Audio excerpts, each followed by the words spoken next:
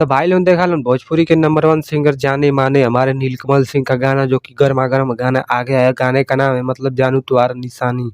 ई गाना मतलब कैसन बा ई तब ना जानती है, गाना में बनल रहा तब समझ में आई। ई गाना का हम बढ़िया तरीका से तो उनके अच्छा से हम समझा देबा, काहे से कि हमर गाना समझावल काम है मतलब गाना के बारे में बढ़िया से। तो वीडियो के अंत तक बनल है लोग, आइए देखते हैं, बैठचंद मजा आएगा। तो देखा लो ना 4-5 गो मतलब कि हीरो हम सोई मतलब कि लवंडिया लेके स्टाइल में मतलब कि खड़ा रहे ना सो आ जो न कि वही से नीलकमल भैया जो न कि साइकिल चलावत आवे ना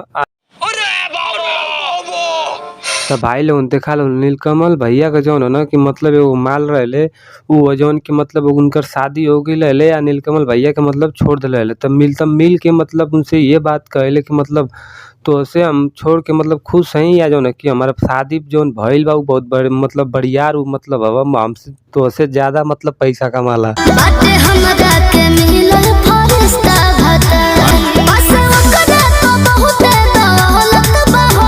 तो देखा लो नीलकमल भैया बस ये कहना कि तू लालची है आ डेरवावे खातिर जो न कि उनके एगो बात कहना कि मतलब हम तोरी भतार से जाके कह देबा कि तू जो न कि मतलब तोरी जौन लइका बा तोरी पेट में उ हमारे निशानी पलत ह। अबे साले तो कही दे हिम लभ अभी चहलत बाहो जानू हमारे निशानी उहाँ पलत बाहो। तो इतनी बात सुन के जो न कि नीलकमल भैया गर्लफ्रेंड मतलब कि डेरा जाले वो ये बात कहले कि ऐसा मतलब बात तू मत उनसे कहिए नहीं तो जो न हमारे भतार बा उ मतलब हमके तलाक दे दे। देखो तू ऐसन ना करी हो मजाक हो जानी तो दे दे मोरक तलाक हो। तो फिर कोई बात जो न कि नीलकमल भैया ई बात कहना कि मतलब तू हमसे प्यार कैलू जो न कि दूसरे से शादी कर लेलू मतलब कि तू ही चलाक हऊ। तो बात तो सही है भाई, ऐसा ना करे के चाहिए। अरे बा हमसे बियाह करे दूसर तू ही भइल बारू बड़का चलहक हो। तो ई गाना है मतलब कि लव सब वाली बात ये मतलब पुरान धुरान वाला मतलब जौन भी लव पुरान चीज बातचीत जौन भइल होइल बा उहे चीज का मतलब में बातचीत होती है।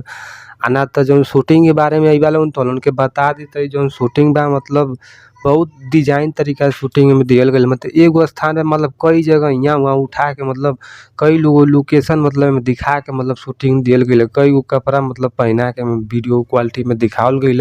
मजा आया भाई लोग तो उनके बता दें कि नीलकमल भैया की वीडियो की शूटिंग में देखभाल तो अच्छा मन दिखावल जाला मतलब ऐसा शूटिंग सबकी बस का बात ना होले में मतलब कि बहुते महंगा शूटिंग इनकर होला यार। मतलब एक तरह से फके मतलब लो क्वालिटी का शूटिंग इनकर ना चले काहे से कि इनकर ब्रांड ना तो ये जो शूटिंग होले इनकर बहुत महंगा शूटिंग होले मतलब सबके शूटिंग ना कर पाई।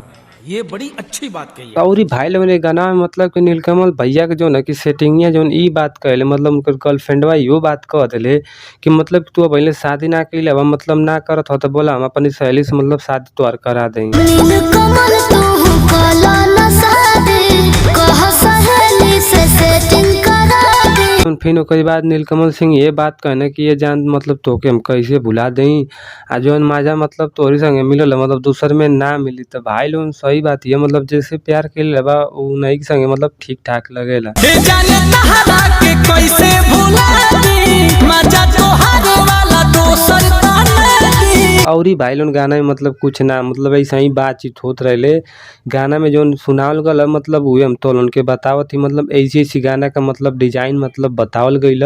ई गाना जो न कि प्यार वाली बात पर ही मतलब बनावल गईल मतलब पुरान दुरान मतलब जो लव स्टोरी है वही पे मतलब ई गाना मतलब गा दिले हम लोग। आना तो गाना के लिखले तो उनके बता दी तो गाना के जे लिखले है वो आशुतोष तिवारी हम म्यूजिक देवन दिले वो आर्या शर्मा होता म्यूजिक देवन आर्या शर्मा के बहुत सही रहले।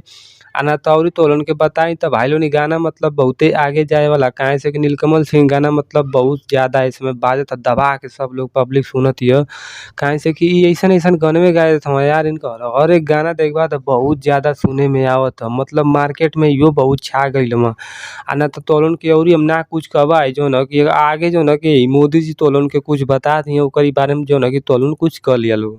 मेरा ये चैनल सब्सक्राइब करें और मेरे हर अपडेट आपको मिले इसके लिए बेल आइकन जरूर दबाइएगा। उससे मेरा क्या फायदा।